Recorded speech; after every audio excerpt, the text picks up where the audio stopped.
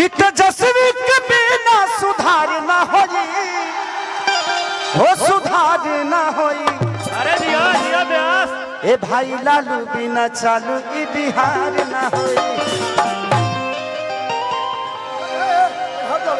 तनी हटलो तो तनी हटलो आ गेले छोटू भी आ गेले।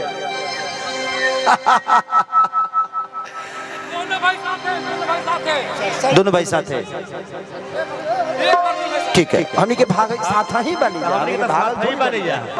आए पिछला बार रजौली में कपार ए धर्मेंद्र जी कपार भाई के फोड़वा देले रह तू ही तोरे चलते कपार फूट गई रहे। कौन बात ईटा ईटा ये चलौले रहले पहला ईटा ये चलैले रह था। अरे ना भाई भाई तू ही बचौले रह ओदी तो हमरे ना कई गो तो एसपी डीएसपी के कपार फट रहे। हम कब ना खेत के मुरई बनी लेकिन भाई के बचा ले रहे। अरे ना तू आग वाला गाड़ी में ले गए हमरा के। तू तनी निमन आदमी हो भैया। जब साहिल भाई से कितना प्यार और आशीर्वाद तार हमनी के मिला तो बरस से साथ ही बड़े भाई हमनी के एकदम छत्र छाया बन के लभी भैया। एक बाद आओ तनी हम पूजा करते रही हो जे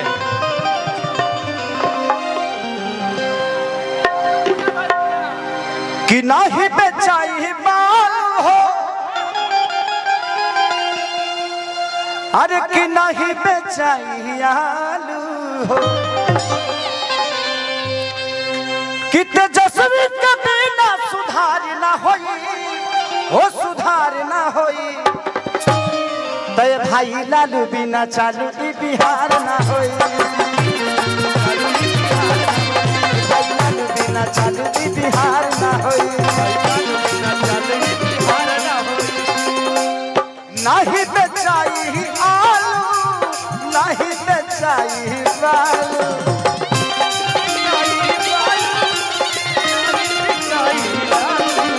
अरे नहीं बेचाई आलू हो नहीं बेचाई बालू हो। तो तेजस्वी के बिना सुधार ना होई, अरे जिया वो सुधार ना होई। तय भाई लालू बिना चालू ई बिहार ना होई। भाई लालू बिना चालू ई बिहार ना होई।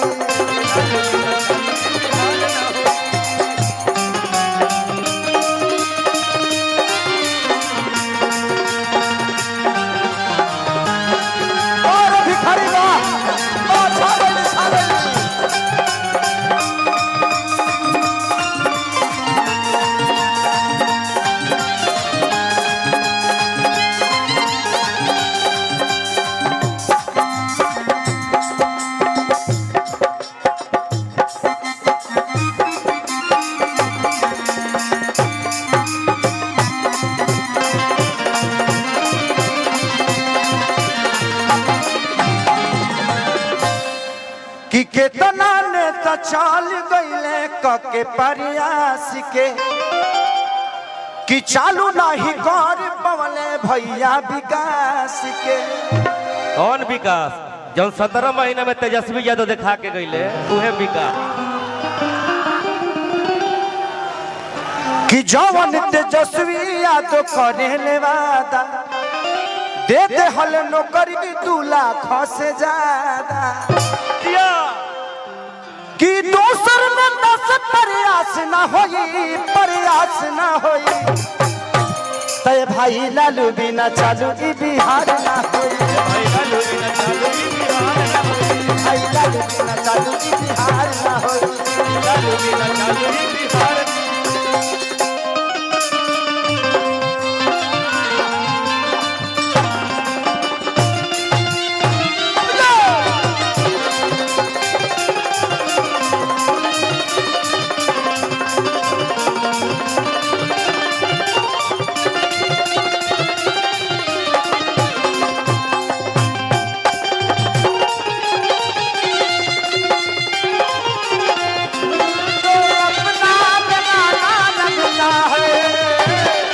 अरे दुल्हे का चेहरा सुहाना लगता है, दुल्हन का तो दिल दीवाना लगता है। दुल्हे का चेहरा सुहाना लगता है, दुल्हन का तो दिल दीवाना लगता है। भाई भाई लालू बिना चालू ई बिहार ना होई। एगो हमर बात बा एक लाइन के। अरे कतनो हीरो होई है, अरे कतनो हीरो होई है, लेकिन हमार भाई खेसारी लेखा दिलदार ना होई। यही तो कहा जाता है कि जब ले रही आशीर्वाद रहुआ सबके तब लई बेकार ना होई। ए भाई लालू बिना चालू ई बिहार ना होई। भाई लालू बिना चालू ई बिहार ना होई।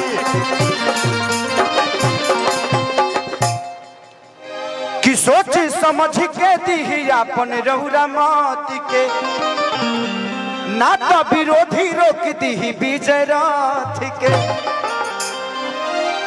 व्यास न्याय यात्रा भी चलल बा तेजस्वी जी। सोच समझ के मत को दीजिए। जिंदगी में एक बात बताएं, कोई भी नेता हमारा विकास क्यों नहीं करता? क्योंकि हम उसको हर बार जिताते हैं, इसलिए हमारे विकास को बपौती समझ लेता है। जिंदगी में एक बात बताएं आपसे, दुखी मैं भी होता हूं जब बिहार आता हूं तो। एक दिल्ली कई सारे राज्य को नौकरी दे सकता है, जबकि हमारे राज्य से छोटा है वो। लेकिन एक बिहार अपने बिहार को ही रोजगार नहीं दे पा रहा है। तो ये कितनी शर्म की बात है। एक कलकत्ता कितने सारे राज्य के लोगों को वहां रख के और रोजगार दे देता है। एक पंजाब कितने सारे राज्य के लोगों को वहां रोजगार दे पाता है, लेकिन हमारा बिहार आज भी भीख मांग के ही खा रहा है। ये किसका देन है? हम कलाकार हैं, हम मनोरंजन कराते हैं, इससे ज्यादा हमारी औकात नहीं है। हम आप सबके मनोरंजन, आपके दिल की बातों को सुन के आपका भविष्य नहीं बदल सकते, आपको एंजॉय और आपको मजा दे सकते हैं। हम उतने तक हैं। हम एक छोटा सा भोजन हो सकते हैं, चटनी हो सकते हैं, दाल हो सकते हैं, पूरी थाली नहीं है हम। तो हमारी क्षमता जितनी है उस क्षमता के साथ हम अपना काम कर रहे हैं। लेकिन हमें भी मन करता है कि आज खेसारी के पास कितना मकान हो, मेरा खुद पता नहीं के कहियो किराया भाड़ा लेवे ना जाला खेसरिया, वो हमारा मेहरारू के पता रहेला। लेकिन अगर बिहार में फिल्म सिटी होती और खेसारी लाल यादव बिहार में होता तो करोड़ों करोड़ों रुपया मैं टैक्स देता हूं महाराष्ट्र सरकार को, खेसारी लाल यादव अपने बिहार को टैक्स देता तो करोड़ों रुपया से कम विकास तो होता। क्या बात है। ये हजारों में एक बात है। इस चीज को मांग है हमेशा से कि बिहार में फिल्म सिटी होनी चाहिए। आज खेसारी इतने सारे बंगला, घर द्वार, गाड़ी घोड़ा जो भी लेता है मुंबई शहर में लेता है, क्योंकि क्या करूं, मेरे बच्चे सुरक्षित यहाँ नहीं रह पाएंगे क्योंकि व्यवस्था ठीक नहीं है। मैं किस स्कूल में पढ़ाऊं? ये नेता अपने बच्चों को तो यहाँ पढ़ाते ही नहीं है, तो हमारे बच्चे कहाँ से पढ़ पाएंगे? मैं यही बातें आज से 2 साल पहले किसी मंच पे बोला था तो मैं बहुत घेरे में आ गया था, लेकिन वो बातें गलत नहीं थी, वो सही थी कि हमारे यहाँ के नेता अपना इलाज कराने के लिए तो बाहर जाते हैं, तो जब वो अपना इलाज के लिए अस्पताल नहीं बनवा पाए तो आप सोच सकते हैं कि आपके इलाज के लिए वो अस्पताल बनवा पाएंगे? नहीं बनवा पाएंगे। सबसे पहले जानते हैं, पहले खुद को बदलिए। किसी का झंडा लेकर घूमने की जरूरत नहीं है, आप अपने आप को तैयार करिए। सच पूछिए तो हमारे यहाँ आईपीएस और डीएम और अधिकारी बनते हैं ना तो अपने काबिलियत से बनते हैं, उसमें सरकार का कोई योगदान नहीं होता है। हमारे यहाँ के बच्चे अगर शिक्षित होते हैं तो अपने काबिलियत से होते हैं, उसमें किसी सरकार का कोई योगदान नहीं है। और मैं अपने बड़े भाई तेजस्वी जी से एक अनुरोध करूंगा। मैं एक छोटे भाई होने के नाते एक दुख तुम है कि 14 करोड़ की आबादी में 2 लाख की नौकरी से हम बिहार सुधरने वाला नहीं है। अगर करना ही है तो बिहार में कम से कम हजारों फैक्ट्रियां डाल दीजिए। ये बताइए कि जब हमारे पास रोजी होगा तो हम रोड पे नजर आएंगे जी, हम फैक्ट्री में नजर आएंगे। आप हमें रोजी दीजिए, आप हमें व्यवस्था मत दीजिए। उतना कमाने की ताकत है जो अपनी व्यवस्था खुद कर लेंगे हम। हमें व्यवस्था तो दे दीजिए, हमें रोजी दे दीजिए। हम वोट देते हैं, आप वोट मांगने आते हैं, हम रोजी मांगने जाते हैं तो आप भूल जाते हैं कि हाँ इनको भी कुछ देना है। मुझे दुख है इस बात का, मैं नेता नहीं हूं, लेकिन आज नहीं तो कल तो बनना ही है।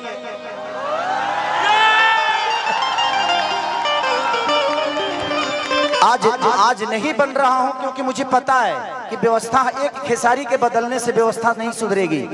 आप सबको बदलना पड़ेगा।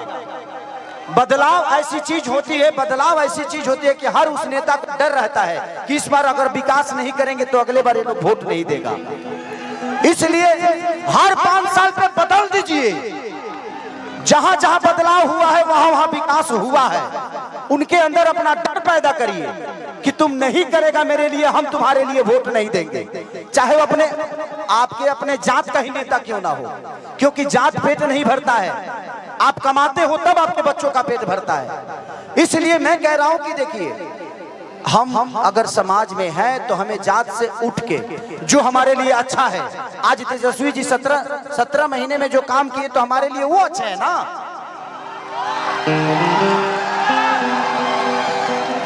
तो आप जब नहीं बदलिएगा तो फिर आपका विकास कौन करेगा?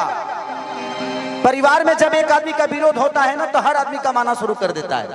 तो कोशिश करिए हर साल, अगर तेजस्वी जी काम नहीं कर रहे उनको भी बदल दीजिए, तब जाके विकास होगा। लेकिन हमें अपने बड़े भाई पे विश्वास है कि वो आएगा तो आग लगा देगा। तो हमें बदलने की जरूरत है। मैं ये नहीं कह रहा हूं कि तेजस्वी जी को आप 20 साल बना कर रखिए, नहीं। तेजस्वी जी अगर काम नहीं कर रहे हैं तो उनको भी बदलिए, क्योंकि बदलाव ऐसी चीज होती है कि जीवन में इंसान अपने आप को बदल देता है। क्योंकि हमें विकास चाहिए भाई, हमें जात नहीं चाहिए। जात पेट नहीं भरता है। आज तेजस्वी जी ने नौकरी दिया है तो सिर्फ यादवों को नहीं दिया है, पूरे बिहार के बच्चों को जिनके पास टैलेंट है उनको दिया है। अगर तेजस्वी जी अपने जात को ही प्रमोट करते, अपने बिरादरी को प्रमोट करते तो इतने सारे लोगों को नौकरी क्यों देते? तो जब वो आदमी अपने जात से हटकर अपना काम कर रहा है तो आपको भी जात से हटना पड़ेगा और जात से हटकर अपना वोट दीजिए। जिंदगी में सबसे बड़ा अधिकार अगर होता है तो वोट का होता है, और आप नहीं समझिएगा तो आपके बच्चों का भविष्य नहीं बदलेगा। जिंदगी में मैं क्या बोला, इस 17 महीने में जो बड़े भाई तेजस्वी जी ने किया, मुझे पहली बार लगा कि हमारे भाइयों को रोजगार मिलना शुरू हो गया। इससे मैं बहुत खुश हूं इस बात से। लेकिन मैं 2 लाख से खुश नहीं हूं। 14 करोड़ की आबादी है हमारे बिहार की। तो मान के चले कि अब 50 लाख भी दे दीजिएगा तब भी उधार नहीं होने वाला है। इससे बेहतर है जो पढ़े हैं वो तो नौकरी ले लेंगे, लेकिन जो नहीं पढ़े हैं उनके लिए तो कम से कम फैक्ट्रियां लगवाइए,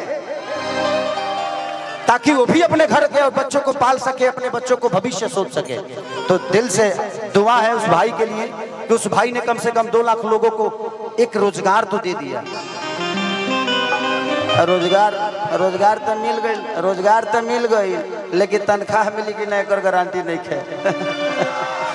ऐसा जरूर के हुआ और के हाथ में बा।